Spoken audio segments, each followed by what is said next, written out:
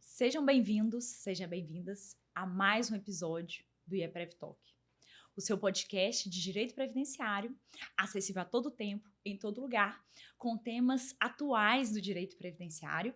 Então, não fica sem ouvir, acompanhar no Spotify e no YouTube. Hoje estou muito feliz de estar recebendo aqui uma mulher forte, uma mulher potente. Eu sempre fico muito feliz de receber mulheres aqui. Hoje estamos com a doutora Laís Blunk. A doutora Laís, ela é especialista em direito previdenciário, ela é presidente da Comissão de Direito Previdenciário da UAB do Bar Preto, aqui em Belo Horizonte. Ela é pós-graduada em docência jurídica, professora, mentora, palestrante e muito atuante nas redes sociais também. Eu sigo, a doutora vai deixar as redes aí para todo mundo seguir. Seja muito bem-vinda, estou muito feliz de recebê-la aqui hoje. Bom dia, eu que agradeço, Amanda. Estou muito feliz com o convite. É um grande prazer estar com todos vocês aqui. Ai, que bom. Doutora, já deixa sua rede social já, porque eu sei que você tá forte lá. E é bom as pessoas seguirem para estarem sempre se atualizando, né? Eu gosto muito também, minha rede social é Amanda Faria Mapa. O IEPREV tem a rede social também, tem do IEPREV Calc, que é o programa de cálculos que a gente não vive sem, né? E o seu, onde que o pessoal vai te achar, doutora? O meu é Laís Blunk, @LaísBlunk, é BLUMK. Nós sabemos que o direito previdenciário, a gente dorme de uma forma e acorda de outra. Então, realmente, a atualização é constante e eu estou lá todos os dias postando atualizações, conteúdos da prática do dia a dia. Isso é muito importante. Inclusive, vamos falar hoje sobre os benefícios assistenciais, que é um benefício que realmente está em constante mutação também. Toda hora tem uma coisa nova. E aí, para interagir ali, contextualizar quem está nos ouvindo, quem está nos vendo, é bom a gente já falar um pouquinho desse braço da assistência social, porque nós temos a Seguridade Social como um todo, Sim. né? E nós temos a Previdência Social de um lado, a assistência social de outro. E aí, o nosso ponto forte de hoje, que eu quero que a doutora, né, traga pra gente tudo que sabe, esse vasto conhecimento seu sobre esses benefícios assistenciais, que é mais ou menos o seguinte: é possível receber um benefício do INSS sem nunca ter pago, não é isso mesmo? Exatamente. É possível, sim, receber um benefício. Muitas pessoas conhecem como aposentadoria. E eu gosto muito de esclarecer para que não haja essa confusão, porque às vezes elas possuem certo tempo de contribuição, sim, podem buscar futuramente uma aposentadoria, mas no momento é um benefício assistencial. Então, sempre que eu atendo um cliente, ele fala assim: doutor, eu quero aposentar pelo LOAS. Não é aposentadoria, é um benefício assistencial. E a grande diferença entre ele e uma aposentadoria é que não tem 13º, é um salário mínimo mensal.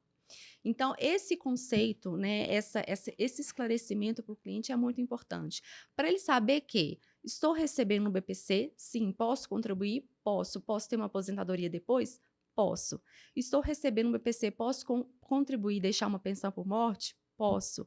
Então, assim, é um benefício de exclusão, nós sabemos disso, porque primeiro a gente verifica as possibilidades de um benefício previdenciário, não havendo, nós vamos para o benefício assistencial. Mas é um benefício também que acarreta outros, que pode sim deixar outros, como por exemplo a pensão por morte ou um planejamento para uma aposentadoria. Nossa, doutora, tocou em alguns pontos aqui muito importantes, já de cara, assim, no primeiro pontapé inicial, que é a questão da diferença com a aposentadoria. Eu acho isso, né, muito importante, Sim. porque o benefício assistencial, ele tem uma aparência de aposentadoria. Ora, Sim. é o INSS que paga, é um cartão do INSS, né? A pessoa faz perícia, quando é o caso que é necessário perícia, faz perícia no INSS. Então, Exatamente. parece uma aposentadoria. E o valor é um salário mínimo por mês. Cai todo mês certinho, no mesmo pagamento das aposentadorias. Então, as pessoas confundem mesmo. Mas, realmente, tem essa questão do 13º e também a questão de não deixar para ninguém. Então, vamos supor, uma pessoa que está recebendo um benefício assistencial, ela não está pagando INSS. Está recebendo e não está pagando, está só recebendo. No caso, ela vier a falecer, não fica para ninguém esse benefício. Que eu acho que isso é uma questão que as pessoas confundem muito, né? sempre aparece alguém. Meu marido era aposentado, agora eu não tô conseguindo receber a pensão, tá falando que eu não tenho direito. Acontece isso? Já apareceu lá? Sim, recentemente eu tive um cliente, na verdade, uma pessoa, ela mandou uma mensagem no WhatsApp falando que um parente tinha falecido, que esse parente recebia BPC e se esse BPC poderia passar para o outro, que também era parente. Aí, assim, eu fiz toda aquela explicação que eu sempre faço. Não é uma aposentadoria, é um benefício assistencial. Poderia deixar se ele estivesse contribuindo, mas como ele não estava contribuindo, não transmite para outra pessoa. E um detalhe muito importante, Amanda, que eu também, assim, considero quando eu explico isso para o cliente em Uhum. si, é sobre a forma de contribuir. Ah, Porque isso é muito as importante. pessoas, elas acham... Ontem mesmo eu estava com uma cliente que ela estava contribuindo com 5%, baixa renda, e ela está querendo o BPC. Eu falei assim, olha, a senhora pode contribuir recebendo o BPC, mas não os 5%. Porque o 5% é para baixa renda que não tem renda. E quando você tem um BPC, o BPC para essa alíquota é considerado uma renda. Então, a partir do momento que você recebe o BPC e quer contribuir, deixar uma pensão por morte para um dependente, pode, alíquota de 11%. Nossa, isso Isso é aí é muito muito importante. importante. Então, ele tem que contribuir como segurado facultativo, que não é essa alíquota De para pessoa de 5%. baixa renda, que é Uhum. a alíquota do dono de casa. O MEI também não pode fazer o MEI, Sim, né? Então, isso é muito importante. Então, a pessoa que está recebendo o BPC Loas pode contribuir e deve contribuir se puder, sim. né? Sim, considerando o histórico de cada um, às vezes eu considero até viável, porque às vezes a pessoa falta um pouquinho de tempo ali para se aposentar por idade, e ao se aposentar ela vai ter o 13º, coisa que o BPC não tem. Não tem. Então, ela se programar para receber e contribuir ali na alíquota de 11% como facultativo, além de ter uma aposentadoria próxima, pode também deixar um benefício para dependente. É. E agora a gente já tá falando da pessoa que tá recebendo, mas quem não tá e quer receber? Como é que faz? Bom, primeiro a gente tem que identificar os requisitos, né? Pois é. O BPC é para aquela pessoa idosa, acima de 65 anos. Nós sabemos que para o Estatuto do Idoso é a partir de 60, porém para o BPC é 65, independente se seja homem ou se seja mulher. Uhum. Esse é o primeiro requisito para, de forma, conceder o BPC para a questão da idade. Considerando a deficiência, nós teríamos aí 2 requisitos, além da idade, com exceção da idade, nós teríamos a deficiência e a questão da baixa renda. E um detalhe, Amanda, assim, que é muito...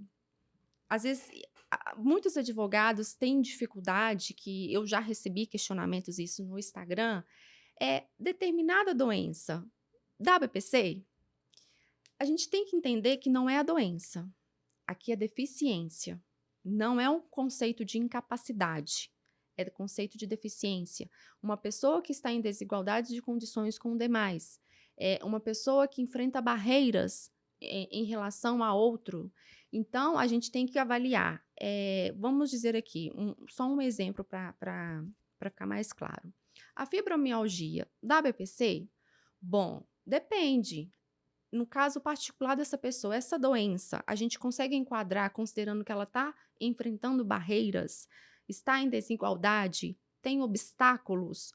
Ou será que essa doença apenas é uma incapacidade para trabalhar?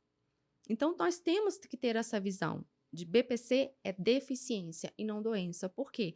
Uma pessoa deficiente, ela pode trabalhar. Ela não está impossibilitada de trabalhar.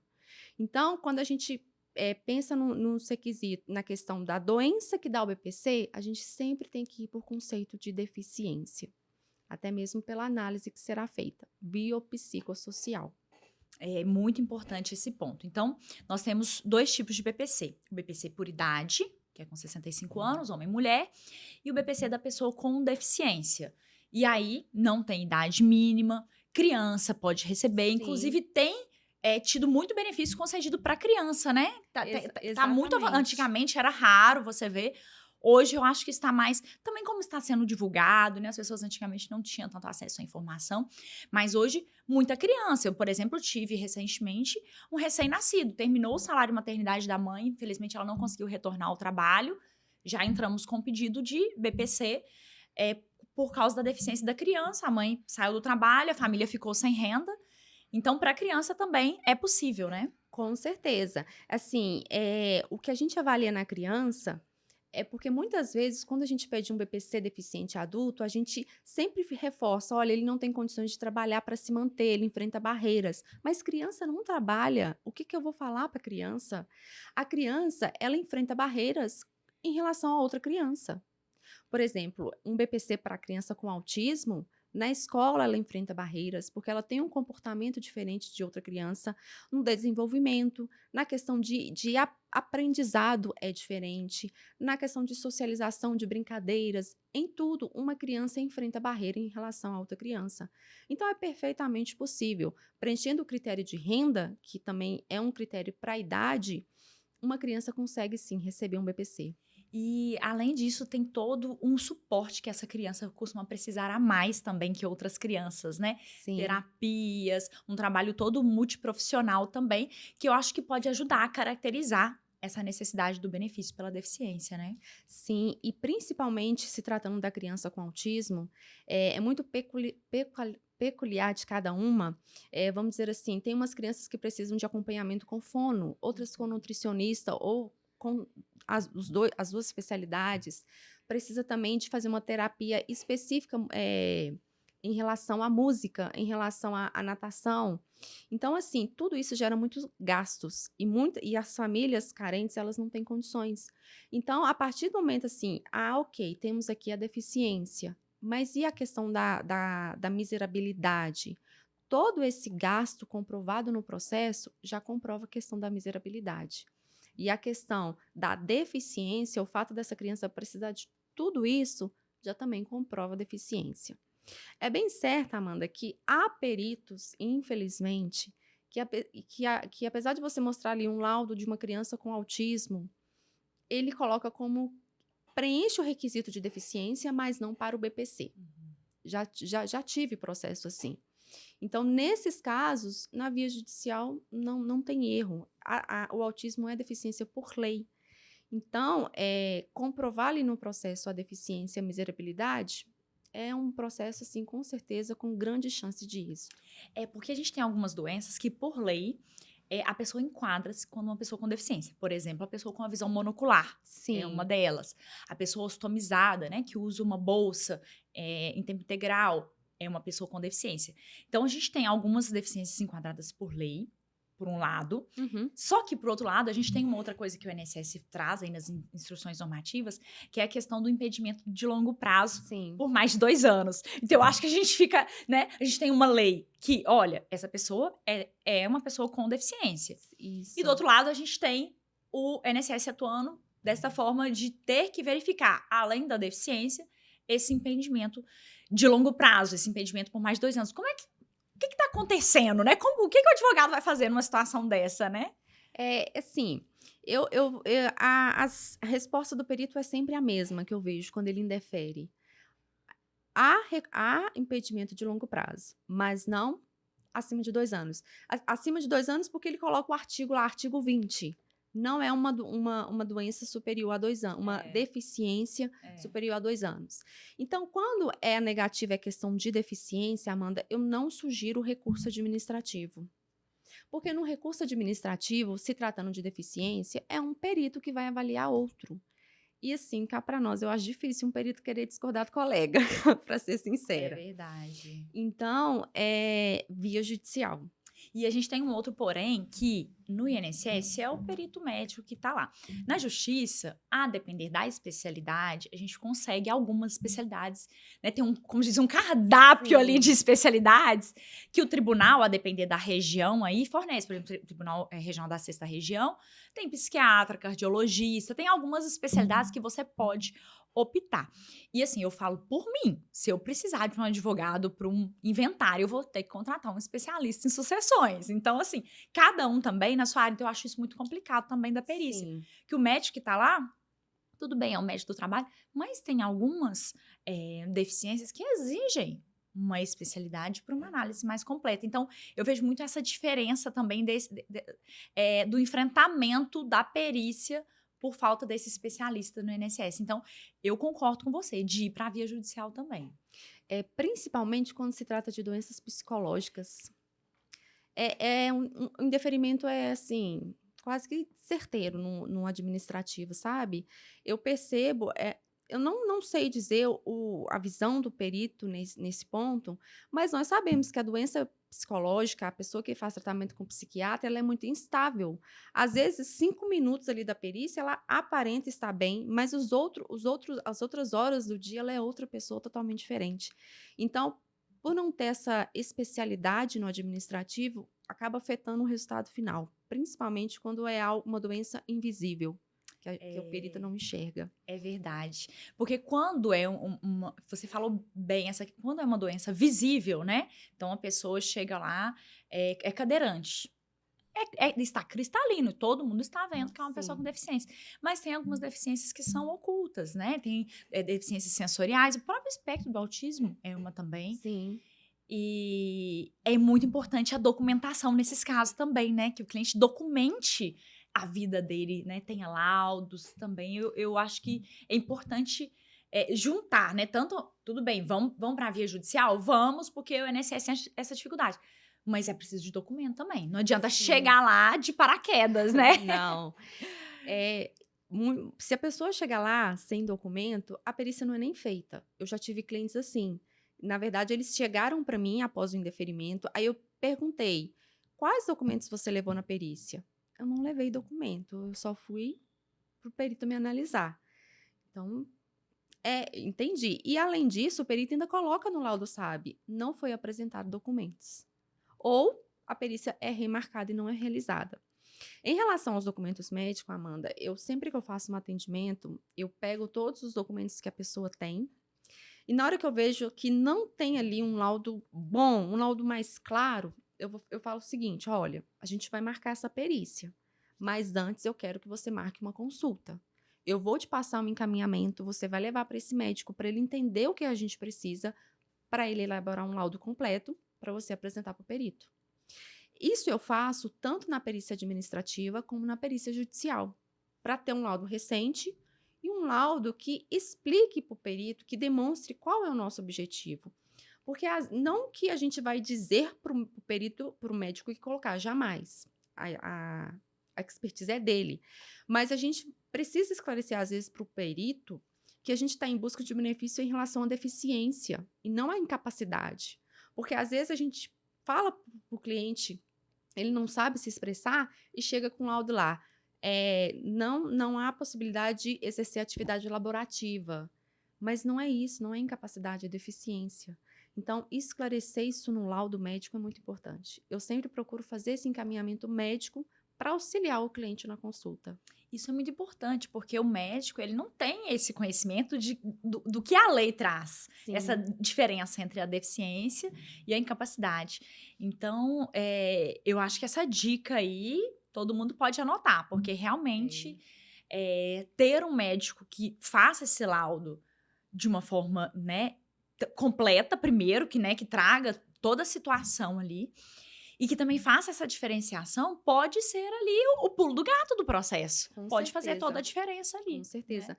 E um detalhe também importante que eu falo com esses clientes, é porque muitas vezes, a gente sabe que o SUS, o posto de saúde, é complicado marcar uma consulta, ter aquela especialidade ali para atender, e muitas vezes eles, tentam, se esforçam até assim: "Ah, eu vou tentar pagar uma consulta particular". Às vezes não será viável pagar uma consulta particular, por quê? Essa pessoa vai chegar ali para um médico novo, que não conhece o histórico dessa pessoa, e ele não vai elaborar um laudo. Ele fala assim: "Eu não posso elaborar esse laudo, porque eu não te conheço, isso já aconteceu", sabe, Amanda? Uhum. Então, assim, eu sugiro, se vai num médico particular, esse médico já te conhece, para ele conseguir elaborar um laudo. Se não, vai no posto, pega o prontuário médico, peça a cópia, tenta marcar uma consulta para conseguir um laudo com um especialista que já conhece o seu histórico, para não perder tempo. E o prontuário é um documento que é de fornecimento obrigatório dos postos de saúde, é um documento que é do paciente. Sim, Porque eu vejo também eles: "Ah, eu não tô conseguindo, falou que não pode me dar e tal". Não existe essa conversa. né? O prontuário médico não é do médico, é do paciente. Paciente. Entendeu? Então, o paciente tem que ter acesso. É um documento que eu sempre peço também, até para entender o que aconteceu, Uhum. como que veio esse histórico, para a gente poder fazer um trabalho mais fundamentado, né? Sim, Temos a questão da deficiência, eu acho que, ok. A questão da idade é 65 anos, sim. realmente, né? Tem toda essa discussão que eles estão falando aí agora, que tá querendo mudar essa idade, porque tá um pouco esvaziando a Previdência Social, porque as pessoas estão parando de pagar. 65 anos eu recebo o BPC. Então tá se discutindo essa reforma, espero muito que não aconteça. Por quê? Porque é um benefício para pessoas hipossuficientes, que eu acho que esse é um Sim. outro ponto que é muito importante a gente deixar claro, né? Porque não basta fazer a idade, 65 anos, não basta ser uma pessoa com deficiência. É preciso a hipossuficiência, que é aquela pessoa estar numa situação de vulnerabilidade social. Sim. Né? É, E aí, o pessoal querendo aumentar a idade, a questão não é essa. A questão é que a pessoa já é idosa, até passou, né? Igual você trouxe pra gente, o Estatuto do Idoso é com 60 anos. Então, a pessoa já tem até mais do que o Estatuto previa ali. Mas a questão é a hipossuficiência, a vulnerabilidade social. Como que a gente vai adiar ainda mais 5 anos, mais 10 anos para essa pessoa ser protegida socialmente, né? sim. Então, eu acho que essa hipossuficiência também é uma questão importante da gente enfrentar e uma questão que dá muito trabalho também na administrativa. Trabalho no sentido do INSS indeferir, né? Sim. A questão, sim, o risco de fome, né? Tem que para o INSS existe aquela situação que ele aplica o que está na lei, o que passa ali para ele não serve. E nós temos na LOAS, né, na Lei do Benefício Assistencial, que a renda per capita tem que ser igual ou inferior a um quarto do salário mínimo. Passou disso, o benefício é negado. E às vezes, para ser sincero, quem é que sobrevive com um salário mínimo? A alimentação está super alta. Eu considero que das despesas do dia a dia, a alimentação é a mais alta de todas elas. E nós enfrentamos, sim, uma certa dificuldade quando se trata em questão de miserabilidade. Às vezes, uma família que passa R$ 50 de um quarto do salário mínimo per capita tem o benefício negado. Nessas situações, Amanda, a comprovação das despesas sim, é algo essencial. Não só do requerente, mas de toda a família. Porque, às vezes, o requerente tem uma certa despesa razoável, mas tem ali um integrante familiar que tem uma despesa superior a ele. Então, como o BPC ele visa grupo familiar, a despesa também precisa ser do grupo familiar. Então, aqui é comprovar todas as despesas com medicações, seja do requerente, seja do grupo familiar. Eu costumo juntar, tá certo que para o administrativo não tem tanto valor, mas eu junto sim contrato de aluguel, porque se eu precisar ir para a via judicial, isso é considerado. Eu junto as despesas com luz, com água, com gás de cozinha.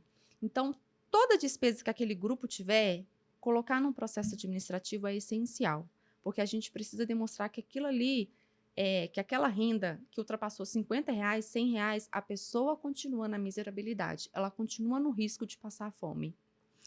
Por isso que o benefício do BPC Loas, ele não é vitalício. Ele pode vir a ser, claro, uma pessoa pode receber o benefício o resto da vida, mas de forma geral, ele vai tendo essas revisões Sim, para saber se a pessoa ainda se enquadra nessa situação de vulnerabilidade, porque a ideia é que seja uma situação transitória. A gente sabe que é difícil, principalmente às vezes uma pessoa com deficiência no grupo familiar, uma outra não vai poder trabalhar para cuidar.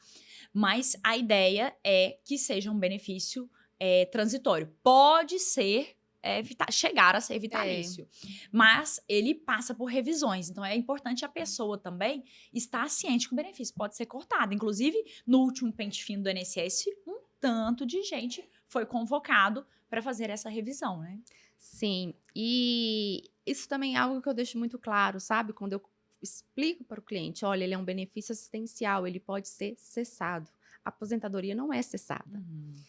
O pente fino, Amanda, ele realmente ele veio assim com muita força em 2019 pela MP 871, que depois foi transformada em lei, e ele veio dessa vez também esse ano de forma a permanecer. Porque agora as revisões são mensais, elas não são mais como estava acontecendo. A época de pente fino vai ser, benefícios serão revistos. Não, agora a questão daquela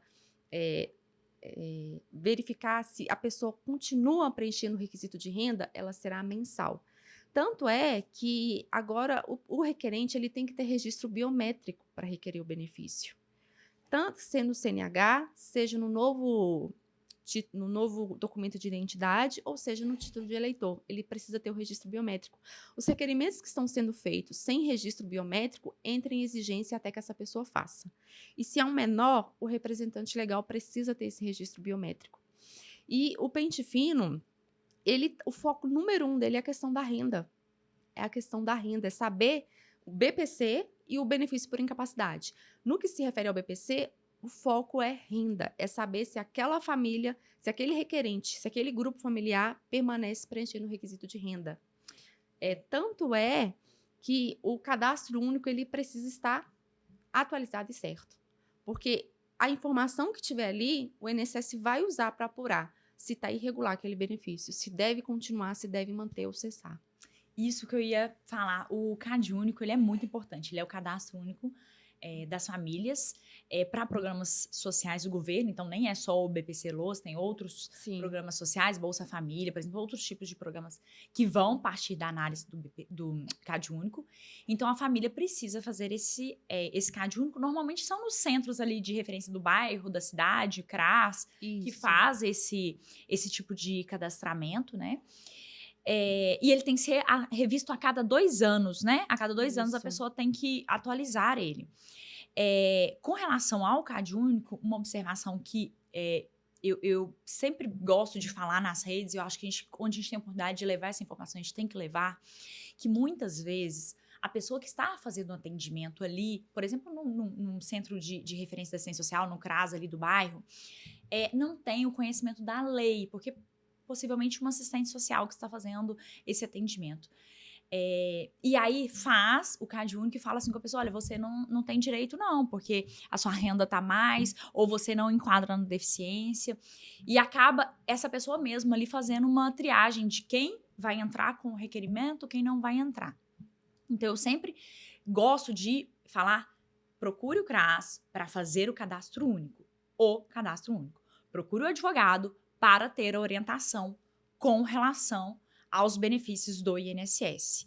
Porque quem conhece da lei é o advogado. Olha quantas coisas a gente falou aqui de nuances, de detalhes, de olha, a instrução normativa fala isso, a lei fala isso. Ainda vamos chegar na jurisprudência, vamos falar aqui que ainda tem que entrar ainda a situação da jurisprudência. Então, eu acho que uma coisa que tem que tomar muito cuidado é procurar a pessoa certa.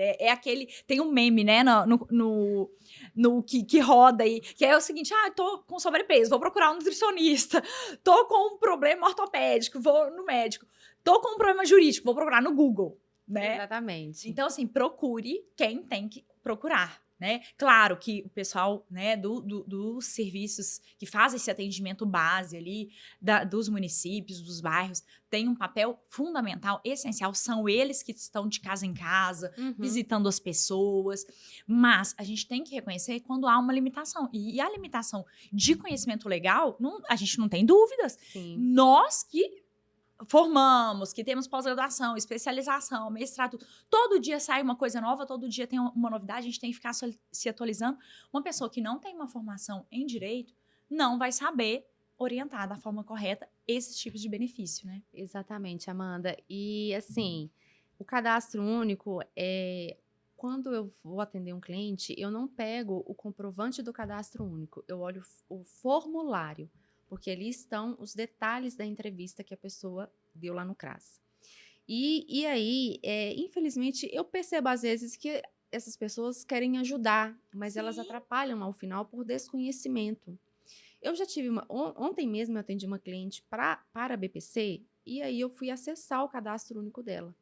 E foi ela e o esposo no escritório. Aí na hora que eu acessei, o cadastro único só tinha ela. Eu falei para ela, mas por que só tem a senhora?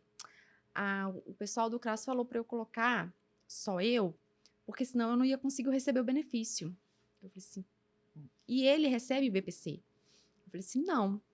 a senhora pode receber o benefício com ele certinho no seu cadastro único, mesmo ele recebendo o BPC. Isso é possível hoje. E detalhe, eventualmente vocês contribuam mesmo recebendo o BPC, se futuramente algum de vocês dois falece e queira receber a pensão por morte, vocês falaram que estavam separados, como é que vão falar agora que estão morando juntos, que voltaram? Então, isso é muito importante. Às vezes, as informações com o intuito de ajudar, mas por desconhecimento causam prejuízos futuros. Uma outra pessoa também queria voltar a contribuir, recebendo pensão por morte, e teve a informação que ela poderia recolher na alíquota de 5%. Aí ela foi requerer a aposentadoria. Não tem como, porque 5% não é para quem tem renda. Então, ter muito cuidado quando o cliente vai ao CRAS, vai lá, faz o cadastro único, leva a documentação do grupo, fala quem faz parte do grupo familiar, leva os documentos e faz o cadastro único. Não queira buscar benefícios ou informações que não está na competência dessas pessoas responderem. Justamente porque, para não ter algo que de imediato possa surtir algum benefício, mas um prejuízo futuro.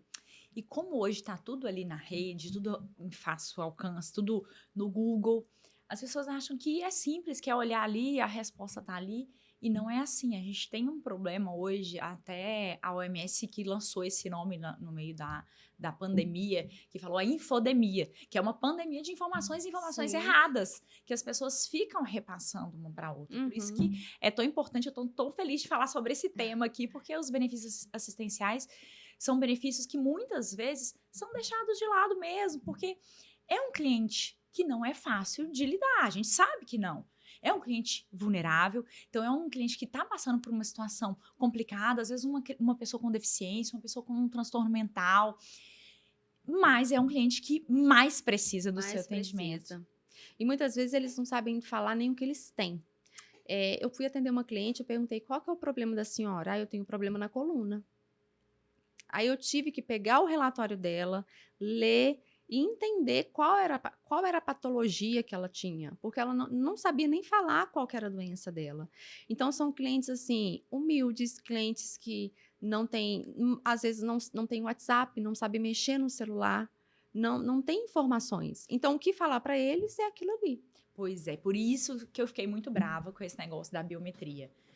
Gente, é um benefício para pessoas em situação de vulnerabilidade social. Como que você vai exigir da pessoa fazer o download do aplicativo, fazer um reconhecimento facial, reconhecimento de biometria, ter internet, ter acesso à internet, Sim. ter um celular bom, que o aplicativo é um aplicativo pesado, então o celular vai ter que fazer o download ali do aplicativo no celular, Exatamente. ou ter um computador em casa, um notebook para acessar o site com webcam, para fazer esse reconhecimento.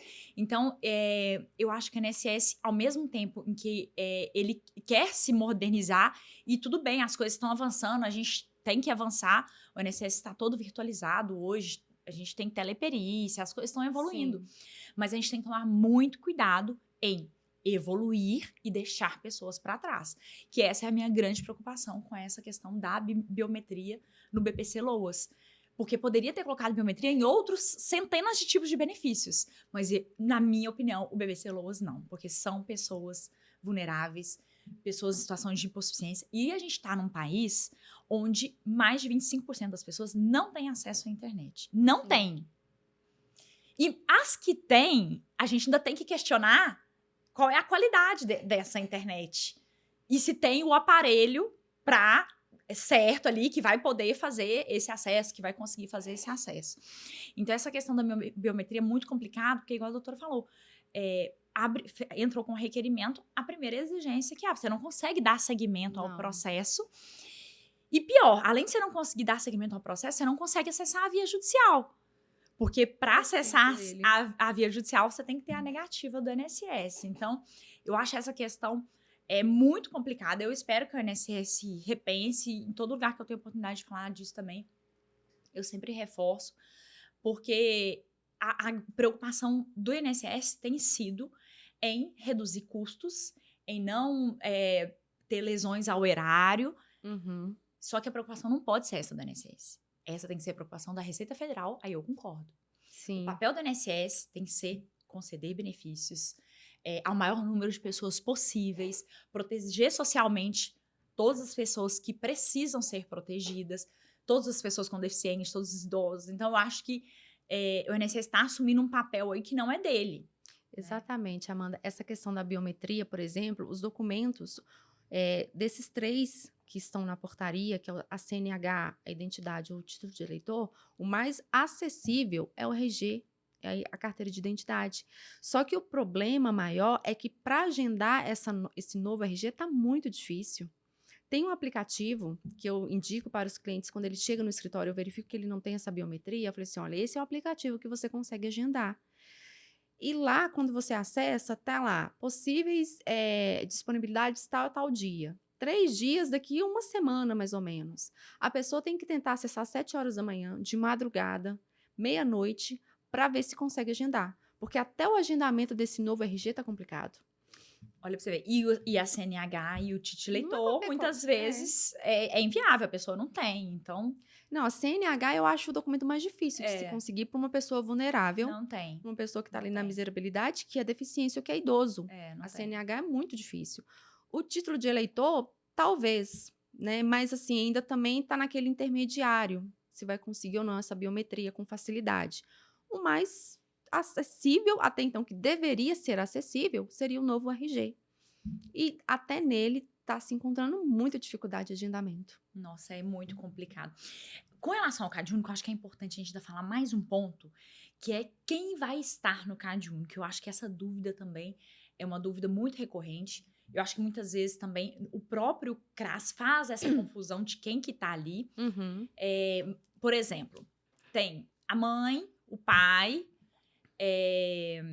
nenhum dos dois trabalha, né? Um caso concreto, mãe e pai, nenhum dos dois trabalha formalmente, uma criança com deficiência, e uma tia foi morar junto, uma tia que tem uma aposentadoria aí no valor de R$ 4.000. Ela vai estar no CAD único? Então, Amanda, em relação ao cadastro único, o que a gente tem que observar aqui, o conceito de família para o CAD único é diferente do conceito de família para o BPC. Quando a pessoa chega no CRAS, ela quer saber quem mora na casa.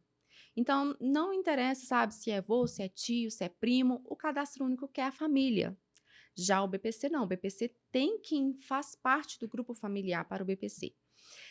Quando o cliente chega para mim, que tem na família um tio, uma avó, e o cadastro único está atualizado, temos 2 opções. Atualizar o cadastro único falando realmente quem faz parte do grupo familiar para o BPC, ou até mesmo no sistema do INSS, existe a possibilidade, quando você está requerendo, de excluir integrantes por não fazerem parte do grupo para o BPC. Eu não costumo pedir cliente para retirar nenhum membro para fazer de acordo com o BPC. Eu simplesmente excluo na hora do requerimento e ainda coloco numa mini petição, deixando bem claro para o servidor, bem assim, visível, que tais pessoas não compõem o grupo familiar para a finalidade de BPC. Por quê? Na via administrativa é uma coisa, na via judicial é outra. Então, muitas vezes na via judicial, o juiz ele pode considerar todo mundo que está ali naquela casa. Isso pode afetar a questão da renda. Mas na via administrativa, nós vamos considerar exatamente o que diz a lei, que são os filhos, que são os pais, o cônjuge, o companheiro, a madrasta ou o padrasto. Então, esses são o grupo familiar para o BPC, para o cadastro único, no caso. Nossa, isso é muito importante. Então, o cadastro único pode estar bem diferente do que o BPC precisa estar. Sim. Mas tendo o requerimento. Agora, como uma pessoa vai fazer isso? Que não tem um conhecimento? Impossível. Fazer essa exclusão de um integrante do CAD único dentro do requerimento ali online de BPC é impossível. Essas pessoas não têm conhecimento de Não portarias tem. e ofícios de lei. Não tem. Simplesmente elas conseguem ter acesso ao CRAS e fazem o que o CRAS fala para elas fazerem. Então, essa tia, por exemplo, nesse caso que eu falei, ela pode estar no CAD único, porque o CRAS mora no mesmo teto, o CRAS vai colocar no grupo familiar, mas no BPC essa renda não vai considerar. Não, a gente retira ela como integrante do grupo familiar. Tem outras rendas que não são consideradas para o BPC Loas também, além das pessoas que não são integrantes da família? O Bolsa Família, ele não é uma renda que se contabiliza para o BPC. Uma pessoa que esteja fazendo estágio supervisionado não contabiliza para o IPC. São rendas, assim, esporádicas, sabe? Por exemplo, quando teve o auxílio emergencial, que foi algo sazonal, também não contabiliza para a renda do BPC. É muito importante a gente esclarecer essa questão da renda, sim, justamente para quando chegar no cálculo e na renda per capita, saber exatamente, preenchendo aqueles requisitos para um êxito administrativo e não ter que seguir para a via judicial, que em outros pontos não pode, assim, pode ser prejudicial para aquele cliente que realmente tem um direito. Pois é, porque o BPC LOAS, da lei, né, LOAS, eh, ele pode muitas vezes ser mais fácil de conseguir ele no administrativo do que no judicial por causa dessa análise, né? Sim. Porque no judicial a assistência social vai em casa, né? Fazer uma visita em Exatamente, casa, né? exatamente. Essa questão da perícia social no administrativo é favorável, porque ele é um cruzamento de informações que você consegue eh, colocar em ordem antes do processo. Na via judicial, o assistente vai na casa da pessoa. E isso, em muitos casos, é o que define o indeferimento do pedido. Porque chega lá na casa da pessoa, tem uma geladeira aparentemente nova, tem um micro-ondas, chega na casa da pessoa, tem uma televisão, né? E tudo isso é tirado foto e é inserido no processo. Então, na via judicial, a perícia social ela é muito prejudicial. Aí a gente tem que ter estratégias apesar de ter a perícia social, ainda assim conseguir o deferimento. A perícia, a avaliação social tem esse ponto negativo, que pode ser negativo, porque realmente, né, visita a casa da pessoa, vai de cômodo em cômodo, tira fotos, anexa ali. Mas eu vejo um outro lado bom, é que quando, às vezes, o laudo pericial, ele fica um pouco ali em cima do muro sobre essa dificuldade de inserção da pessoa no mercado de trabalho, as dificuldades que a pessoa enfrenta e tal. Eu sempre peço para assistente social, quando eu faço ali a quesitação, para que ela avalie também, dentro do contexto social que a pessoa está inserido, se ela tem alguma limitação ali. E aí tem um caso até muito interessante, de uma pessoa que ela tem um problema ortopédico muito grave, eu não vou lembrar exato a patologia aqui, mas era um problema na coluna que irradiava na perna, ela usava até uma muleta para se deslocar, e fez a perícia, e o perito falou: olha, tem uma deficiência, mas não tem um impedimento de longo prazo, ele pode trabalhar, porque pode trabalhar sentado, ele vai conseguir reinserir no mercado de trabalho e tal. Então, a perícia ficou ali em cima do muro ali. A assistente social fez um laudo constando: olha, ele mora numa rua, que na verdade não tem rua, é numa escadaria. O cunhado é que carrega ele todos os dias para entrar, para sair de casa. Ele mora num bairro que não tem acessibilidade de ônibus, de carro. Então, nem com um táxi ele conseguiria, por exemplo, ir trabalhar ou sair de casa. Ele tem dificuldade até para ir fazer o tratamento de saúde, porque no CRAS aqui da região também tem escadas para chegar e tal. E aí, essa visão da assistente social ali do local em que ele estava inserido foi interessante, foi o que fez a diferença ali. Porque tem tudo isso, todo o contexto social onde a pessoa está inserido Sim. também. Uhum. Às vezes a pessoa, por exemplo, está numa zona rural, aí vai ser Sim. uma outra visão. Uhum. Então, a avaliação social judicial pode ser ruim, mas às vezes Ela precisa ser bem trabalhada. é, Nesse aspecto que você falou, realmente ela foi decisiva, né, para a concessão do benefício. O que eu vejo muito, né, na questão desse prejuízo mais na perícia social é quando se trata de pessoas que moram mais em regiões centrais, em que tem acesso a tudo, né, a água, a luz, a esgoto, a transporte público, que muitas vezes é uma pessoa que há 10 anos atrás conseguiu comprar uma geladeira, que hoje a situação é totalmente diferente. E por conta daquela geladeira ali, mostra que a pessoa tem ótimas condições, que ela não precisa do benefício.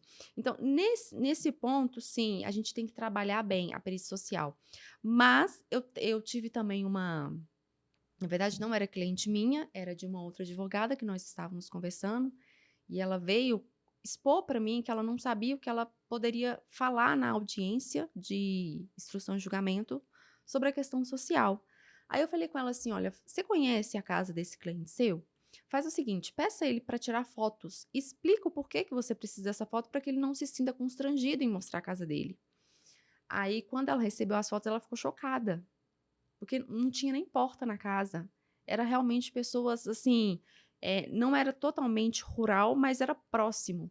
E era visível a miserabilidade e vulnerabilidade dessa família. Então, nesses casos, realmente, a perícia social foi decisiva. Então, são estratégias que nós vamos trabalhando desde o processo administrativo para o judicial, porque realmente aquela pessoa, a gente, no atendimento, a gente identifica, essa pessoa precisa. Então, a gente não pode deixar de qualquer forma para não ter um indeferimento equivocado. Agora, olha a quantidade de coisa que a gente falou. Tem Sim. condições de uma pessoa ir até o INSS requerer sozinho o benefício? Não tem. Não tem. A chance de ser negado é muito grande. Muita. Quando é concedido, pode ser concedido ainda um benefício errado. Porque eu já tive, por exemplo, uma pessoa que é um trabalhador rural, que deveria receber a aposentadoria rural, foi concedido o BPC Loas. Ainda tem isso, que o INSS, às vezes, quando concede, ainda concede o benefício errado. É porque a pessoa também não sabe. Ela, né, uma pessoa fala, outra fala, e O BPC Loas, ele é julgado como um benefício muito fácil de se conseguir. Ah, eu só preciso de idade ser deficiente, ir lá e fazer o pedido. Ele tem muitas, eu percebo que muitos olham para esse benefício e acham que ele é muito simples. E ele tem tanta peculiaridade, no caso individual de cada um, essa questão do benefício que você mencionou, realmente, a gente precisa até identificar o cliente. Qual é o meu cliente BPC? O meu cliente não é aquele que está em período de graça, não é que está na qualidade segurada e não é o segurado especial. Esse não é o meu cliente BPC, porque eu vou estar tirando dele um 13º. Então, muitas pessoas não têm esse conhecimento, essa visão e, sim, tem prejuízos no benefício. Acaba por ter essa consequência. Agora, uma outra coisa importante também é a possibilidade de recebimento de atrasados, porque às vezes uma pessoa teve um benefício lá atrás requerido e não olhou e tal, começou a receber agora, por exemplo. Eu acho que isso é muito importante também, muita gente não sabe, né, dessa possibilidade de retroativos.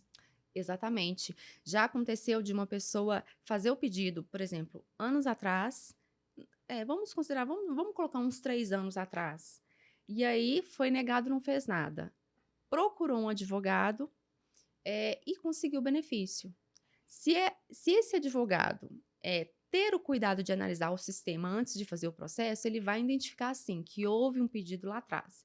E se ele conseguir demonstrar que a pessoa estava preenchendo os mesmos requisitos, é possível, sim, essa questão de receber os retroativos. E ainda tem a vantagem de que se for uma pessoa com deficiência, a depender da situação, a gente não vai ter essa limitação de 5 anos, porque se for uma pessoa inválida, por isso que eu digo a depender da deficiência, né? Uma pessoa inválida, contra ela não corre prescrição. Então, a depender, você consegue retroativos assim, né? A perder de vista. Exatamente. E que pode mudar a vida da pessoa. Pensa, uma pessoa é vulnerável, hipossuficiente, uma pessoa com deficiência, e aí, de repente, sai lá 200 mil de atrasado. Você muda a vida da pessoa. Não, muda a vida da pessoa e essa pessoa vai te ver com uma gratidão imensa. E eu percebo assim, essa gratidão que essa pessoa tem, ela é tão boa a sensação, que eu vejo o benefício assistencial, ele faz realmente muita diferença. Nessas que não tem condições de entrar no supermercado. É verdade. As pessoas que recebem o BPC estão à margem ali do mercado de trabalho, não estão trabalhando, né? Ou são idosos, ou uma pessoa com deficiência. Então, a concessão do benefício é um divisor de águas, e não só para a pessoa, para a família. Sim. E até potencialmente podendo melhorar o tratamento de saúde, porque ela vai ter condições ali de ter mais acesso a tratamentos e tudo. Então, assim, é um benefício que realmente eu sou apaixonada por ele. Gosto muito de atuar. Eu comecei também atuando muito no BPC, atuo até hoje, né? Mas assim, no início da minha carreira, aparecia muito assim, porque aí o que você falou, é um cliente que é muito grato. E aí, como no início de carreira você não tem tanta visibilidade, assim, mas esse é um cliente que indica de olhos fechados. Ele Sim. vai te indicar, né? Porque Ele sempre vai te procurar, ele sempre vai te indicar, porque ele vai ter uma imensa gratidão, porque você deu para ele algo que ele não tinha e que ele não conseguiu sozinho.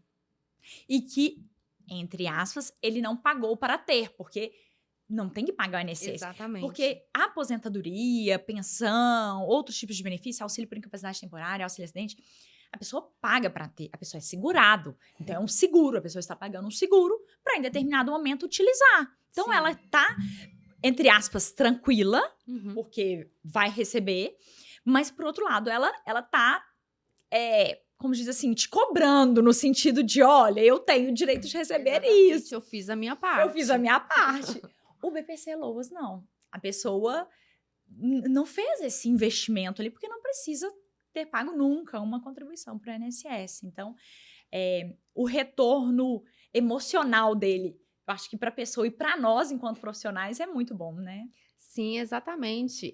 Eu tenho uma cliente, assim, que ela ficou tão feliz com o benefício que foi concedido para ela, que ela fez: "Ô, doutora Laís, eu vou fazer um presente, eu quero dar um presente para a senhora aceita?" Eu, "Claro, pode trazer." Ela faz crochê, ela borda. Aí ela fez uns tapetinhos de crochê para mim e levou no escritório. E assim, de agradecimento, sabe, de agradecimento pelo benefício que ela É. conseguiu. Então, são pessoas que eu vejo a gratidão. Esses honorários de amor são sensacionais. Então, Com relação à jurisprudência, tem algum ponto mais polêmico ou mais importante com relação a esses benefícios assistenciais? olha, a gente sempre tem que, nessa questão da renda per capita, né, que não é um critério objetivo, ser um quarto do salário mínimo, ele é subjetivo. Isso nós já temos no STF, temos no STJ, temos na TNU. Não é porque você recebeu um cliente, a renda do grupo familiar é R$ 2.000 que você vai dispensar. Não, primeiro você vai verificar a composição do grupo familiar, você vai verificar as despesas desse cliente. E aí, por mais que o INSS negue, no judicial nós temos entendimentos que o critério de um quarto do salário mínimo não deve ser objetivo. Ele não deve ser considerado para apurar a miserabilidade assim, de forma exclusiva, sabe? Esse é um dos pontos muito importantes, porque os benefícios, quando se trata de renda, ele é negado por esse motivo, passou um quarto do salário mínimo. E também um que eu acho bem importante também na questão até das perícias sociais, Amanda, é porque nós temos o tema 187, né, da TNU, ele fala sobre a questão de desnecessidade de fazer uma perícia. Eu falo social, que geralmente é a que não há problemas, quando se já tem ali os requisitos preenchidos. Então, se a pessoa preenche o requisito de renda, já está comprovado na via administrativa, você pode pedir que essa perícia seja dispensada da via judicial, se ela não vier a ser necessária para o caso do seu cliente. É uma boa estratégia para se evitar possíveis contratempos com alguns bens que, assim, não falam nada em relação a deixar de ser miserável aquele cliente, deixar de ter naquele risco de hipossuficiência. Então, também é um tema muito importante que eu Qual que é o considero. tema? 187. 187. 187. Ele é muito bom a pessoa, então, ser dispensada de fazer a A perícia. perícia social. Eu já tive deferimento de despacho desde o primeiro despacho do juiz. Geralmente, o que acontece? Eu coloco esse pedido na inicial. Quando eu vejo que o juiz não se manifestou Não no viu, né? despacho, Passou passou assim, né? batido, eu reforço isso antes da perícia médica e, se for necessário, eu reforço após ainda despacho, pessoalmente. Mas eu já tive processo em que o juiz, no primeiro despacho, ele já dispensou a perícia social. Porque o INSS não impugnou, não falou nada, estava ok no processo administrativo, então, visando até a celeridade do processo, que é a intenção do juizado, ele dispensou. E só haveria caso houvesse alguma impugnação. Então, assim, isso faz com que o processo judicial seja mais rápido e também evita algum problema nessa perícia social se no contexto daquela pessoa ela for desfavorável. É verdade. Com relação ao BPC Loas, você tem trabalhado a questão da curatela também para esses clientes? Tem sido exigido para entrar com esse processo judicial ou não? Você consegue entrar para a pessoa, eu falo as pessoas, no caso, com deficiência, né? Sim. Não, para fazer o protocolo, iniciar o processo não é exigido. Tem até um período ali de 6 meses que o INSS, ele aguarda. Você pode dar início em um processo de curatela e juntar a curatela provisória, né? E futuramente a curatela definitiva. Mas a exigência de se ter a curatela para iniciar o processo, não. Agora, é legal quem trabalha no previdenciário fazer essa dobradinha, se não a pessoa mesmo fazer, mas de repente um escritório parceiro, porque já é um outro serviço a ser Sim, fornecido, né? Porque exatamente. pode ser que venha a necessitar futuramente, se não para o requerimento, mas às vezes vai vir a necessitar até para o recebimento de um atrasados, eventualmente, alguma coisa Sim, assim. e até mesmo para comprovar a deficiência. Se aquela pessoa precisa de um curador, já demonstra que ela não responde por si, que algum problema tem.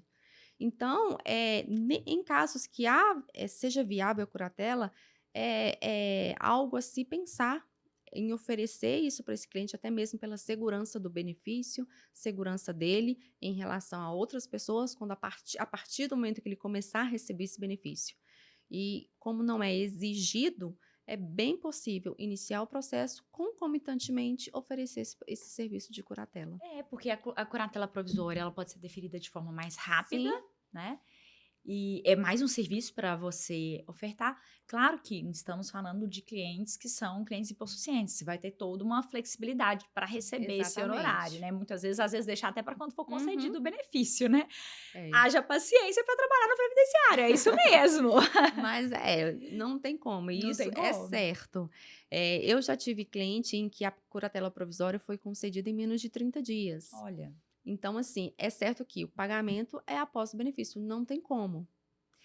A gente faz um estudo de viabilidade, sabe, em relação qual que é a probabilidade desse cliente receber o benefício? Porque a gente, como se diz, nós somos o primeiro juiz da causa. Então, a gente faz esse estudo. E quando você apura, existe sim, esse cliente tem direito a esse benefício. Por mais que nós não damos 100% de certeza, a gente acredita, nenhum processo bem trabalhado nessa possibilidade, a questão de colocar os honorários para o final é estratégia também. Você vai estar concedendo um benefício e vai ter um serviço além do processo BPC. Laís, você tá falando aqui e seu olho tá brilhando de falar desse benefício desde o início, eu tô reparando. Me conta uma coisa, em que momento o direito previdenciário entrou na sua vida? E agora eu fiquei curiosa, porque você tá falando de uma forma tão... A gente é o juiz da causa e assim, acreditando mesmo no que você tá me Aham. contando, sabe? Tão convicta. Que momento que aconteceu esse encontro na sua vida? Então, Amanda, eu assim, muitas pessoas falam essa frase, mas essa frase para mim, ela é essa frase, não tem jeito, não tem como ser diferente. Eu falo que o previdenciário me escolheu, não me escolhi. E quando eu me formei, eu nunca tinha feito estágio em direito previdenciário, Uhum. nunca tinha tido acesso a processos previdenciários. E assim, eu pensei, gente, e agora o que que eu faço? Porque o meu estágio foi civil. Eu falei assim, para que lado que eu vou? Eu não quero direito civil, eu não quero fazer trabalhista, não é algo também que me chama atenção. Aí eu tive a oportunidade de participar de um treinamento de direito previdenciário. Eu falei assim, será? Bom, assisti o treinamento, foram 3 dias. Eu falei assim, é aqui mesmo que eu vou ficar. E a Amanda não teve erro. Por isso que eu falo, eu não escolhi, ele me escolheu. E assim, a gente vai trabalhando nos benefícios, eu trabalho com todos os outros, Uhum. né? Aposentadoria, planejamento, auxílio-doença, pensão por morte. Mas quando as coisas foram acontecendo e o BPC foi se tornando presente na minha vida, de uma forma que eu falei assim, o BPC também me escolheu. Eu tive uma cliente que eu até cheguei a comentar, essa cliente ela me marcou. Ela conseguiu o BPC, na verdade, assim, é um casal. Para ela, eu consegui o BPC na via administrativa. Para ele, eu consegui no judicial, que a gente está em finalizando um processo. E essa cliente, ela, assim, ela já tinha tentado fazer o pedido outras vezes, não tinha conseguido. E eu fiz para ela, a gente teve problemas no cadastro único, foi até o motivo porque ela não tinha conseguido antes. E eu passei essa notícia para ela, mas foi uma gratidão assim, inocente, até a forma como ela se expressou, sabe? que eu falei assim, gente do céu, eu fiquei chocada. Eu falei assim, tá, os meus honorários vão vir, isso a gente precisa para sobreviver. Advogado paga boleto. Mas a gratidão também é muito especial, o retorno desses clientes, assim. E são clientes que eu percebo também que você não tem aquele medo, se ela não me pagar.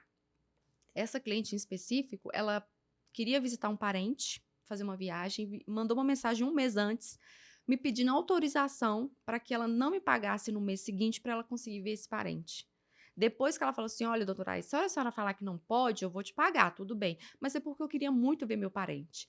Aí eu, não, tudo bem, a gente faz esse acordo. Então, são clientes gratos e são clientes que você não tem aquele medo. Porque todo o valor está na mão dele, você depende dele para ele te pagar. Mas são clientes honestos. Eu falo muito que o previdenciário é o social, é a área do direito mais próxima ali do ser humano, porque lida com essas dificuldades diárias, com a pessoa está doente, está idosa, uma pessoa com deficiência, uma pessoa que teve um benefício negado no INSS. Então, você está muito próximo ali da dor dessa pessoa. Sim. E, ao mesmo tempo, do dia a dia também, porque ela está precisando desse benefício para sobreviver, para comer, para fazer um supermercado, para pagar uma conta de luz que foi cortada. Então, quando vem os honorários, é consequência, Sim. né? Porque ao ser concedido o benefício, você já ganhou, sabe? Exatamente. Você mudou a vida daquela pessoa, né? Porque eu acho isso, eu acho que, assim, sucesso é fazer diferença na vida do outro. Exatamente. Então, assim, claro, temos contrato de honorário, a gente, né, trabalha em cima disso, nós pagamos os nossos boletos com os honorários, mas os honorários têm que ser a consequência São e não, consequências. o que vem primeiro, né? Você dá para uma pessoa aquilo que ela não tem e que ela não saberia como, às vezes não saberia como conseguir, ou às vezes nem imagina que pode receber. Então, é uma mudança mesmo assim que reflete. E é uma gratidão.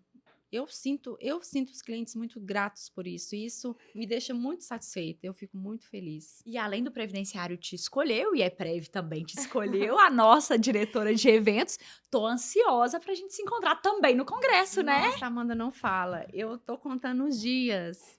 E eu já mandei mensagem pro Dr. Roberto. Doutor Roberto, eu estou aqui à disposição. A qualquer momento pode me chamar. Congresso do IEPREV vai ser no dia 12 de junho e seguinte. E dias seguintes, né? São 3 dias de evento de 2025. Vai ser um congresso sensacional no Minas Centro, com a nossa diretora de eventos aqui. E eu sempre lembro do congresso, porque eu acho que o congresso é um momento de uma imersão tão grande no previdenciário. É um momento de você se conectar. Primeiro com você mesmo, porque você vai respirar tanto conhecimento, tanto atualidade. Mas um momento também de conhecer o outro, porque você Sim. tem uma troca tão grande nesses eventos, assim, como o Congresso do IEPREV proporciona, porque é gente de todo lugar do país, pessoas falando a mesma língua, que é Exatamente. a língua Prev. Exatamente. Isso mesmo. E são palestrantes, assim, que, igual eu falei, eu sento na primeira cadeira. E nada tira minha atenção. Porque você sai ali com uma outra visão, com oportunidades, com outras expectativas que você não teria noção. São os insights, é uma viradinha de chave. E isso agrega muito. E esse ano a gente vai ter também gravação de podcast lá dentro do congresso. O palestrante não tem tanto tempo para ficar ali no palco, tem que dividir, né, um pouquinho com cada um, porque é muita gente boa e muito assunto também legal, muito assunto importante, muita atualidade, muitos julgamentos novos que estão aí por acontecer, que a gente está esperando o julgamento. Então, depois a gente vai ter mais gravação de podcast também, então é mais uma novidade. Então, gente, fica aí ligadinho nas redes sociais, porque as inscrições já abriram. E no congresso do ano passado, um monte de gente procurou nos últimos dias ali, no último mês, e já não tinha mais, estava esgotado, esgotou mesmo, porque não tinha onde mais ninguém sentar. Então, fique esperto para esse ano não perder a vaga também. E tá super especial. Super Vai ser legal. algo, assim, bem diferente. Super legal. Laís, infelizmente, temos que caminhar para o final. Com relação ao BPC, BPCLOS, benefício assistencial, a gente dá esse apelido, né? Sim, A gente tá íntimo do benefício, né? Conhecem, isso mesmo, LOAS. O LOAS. A gente, né, falou do benefício da pessoa com deficiência por idade. Tem algum ponto que a gente, por acaso, deixou passar e que é importante que as pessoas saibam? Assim, Amanda, a gente abordou um pouquinho de cada, creio que a gente falou bem de todo o processo, mas um ponto muito importante que eu considero para você ter um processo e ter também um êxito é o atendimento ao cliente. Quando você está atendendo, você tem que buscar detalhes, porque às vezes o cliente ele não te fala, não é porque ele está. Alguns podem querer esconder algumas coisas, mas outros não te falam porque ele não sabe que tem que te falar. Então, o atendimento ao cliente ele precisa ser muito detalhado, ele precisa ser bem trabalhado para se ter estratégia no processo, para se ter uma concessão. De forma assim, legítima. Aquele cliente tem o direito e simplesmente eu vou trabalhar para um bom processo para ele conseguir esse benefício. E um atendimento humanizado, né? Porque, Exatamente. lógico, que a gente tem a internet hoje vai facilitar e você consegue atender pessoas do Brasil todo, mas independente disso, que aquele atendimento seja um atendimento de acolhimento, porque essa pessoa já chega ali calejada. Exatamente. Eu tive uma experiência, porque muito se fala que quando você consegue um benefício para um cliente, ele vai te indicar para 10. Muito se fala nisso. Mas eu tive uma experiência que quando você atende um cliente que ele se sente acolhido, ele também vai te indicar para 20. Porque ele se sentiu especial, ele se sentiu que alguém teve atenção com ele. Ele se sentiu que alguém está se importando com a situação dele. Então, o atendimento não é só pegar um documento, fazer uma pergunta, tirar um xerox, não. Ele é acolher, ele é detalhar, ele é entender a situação da pessoa. E você falou tudo, porque realmente não é o sim e o não. Não é você conseguiu o benefício, você não conseguiu. O que vai fazer a diferença é a forma como que você enfrenta aquela situação que você tem. Você tem uma concessão, temos uma concessão, ótimo, foi um sucesso. Olha, temos um indeferimento, a situação é essa. Porque realmente, às vezes não é a concessão do benefício, o atendimento vai fazer toda a diferença. Eu tive um cliente que fez exatamente a mesma situação. Ela falou assim, olha, eu não tive a resposta que eu esperava, mas eu tive o atendimento que eu esperava. E isso fez toda a diferença. Porque eu estava em um talvez, e o talvez te deixa num limbo, te deixa num buraco negro que eu não sabia o que fazer mais.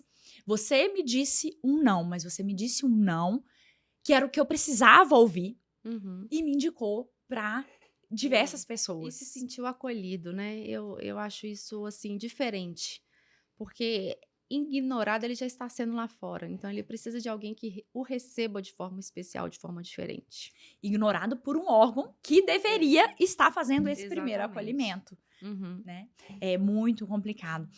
Mas tenho que me despedir de você, mas antes disso, eu quero saber aí qual que é a sua dica de ouro que você leva para sua vida e que você pode compartilhar com a gente. Tem um livro que você às vezes virou a chave com ele, ou um filme que você tá sempre revendo, porque eu sou dessa, eu tenho alguma coisa lá que eu... Peraí, deixa eu voltar lá nesse meu alicerce aqui pra me conseguir continuar. Sabe, tem alguma coisa assim especial pra você? Então, Amanda, na verdade eu tenho uma frase, sabe? Uma frase que eu li uma vez e que até tem muita ligação com o direito social. E assim, é uma frase que eu li uma vez, guardei, não sei por que eu guardei, porque eu confesso que eu li essa frase quando eu era criança. Na mesa da minha casa tinha uma jarra azul que ficava com flores. E era uma jarra assim, a gente tirava para limpar a mesa e colocava. E ficava só nessa. Aí uma certa tarde eu sentei, fui tomar um café e comecei a olhar para essa jarra. E tinha uma frase nela, assim, pequenininha. Acho que é por isso que a gente não dava muita atenção. Aí eu olhei aquela frase assim, eu li, e lá estava escrito assim: quem não vive para servir, não serve para viver. Eu li aquela frase, eu fiquei assim, olhando um tempão aquela frase, gente, guardei, eu achei ela linda, maravilhosa. Não tinha aquele entendimento amplo, né? Eu li quando criança ainda. Só que hoje é exatamente isso no direito social. Se você não vive para servir, você não serve para viver. A todo momento a gente está servindo o outro, e o direito social é isso. Então, é uma frase que eu sempre levo comigo. E por isso que eu considero o BPC e os clientes BPC tão especiais. Eles são os mais necessitados e os que mais precisam que alguém os sirvam. Doutora, além de servir para os seus clientes, serviu muito para a gente aqui hoje no podcast. Tenho certeza que todo mundo aí está muito bem servido de informações, de atualizações. E a gente vai continuar te acompanhando, pode ter certeza. Quero receber aqui, com certeza, mais vezes também, que foi um bate-papo muito gostoso. Foi muito bom. Eu acho que sempre está saindo coisa nova e a Sim. gente tem também esse compromisso de servir aos outros colegas também, para manter Sim. todo mundo atualizado, para que garanta o direito da maior parte de pessoas possíveis. Exatamente. Eu que agradeço o convite, Amanda. Estou super feliz em estar aqui e já estou à disposição para o próximo. Ai, que Quando ótimo! quiser, pode me chamar. Que ótimo, muito obrigada.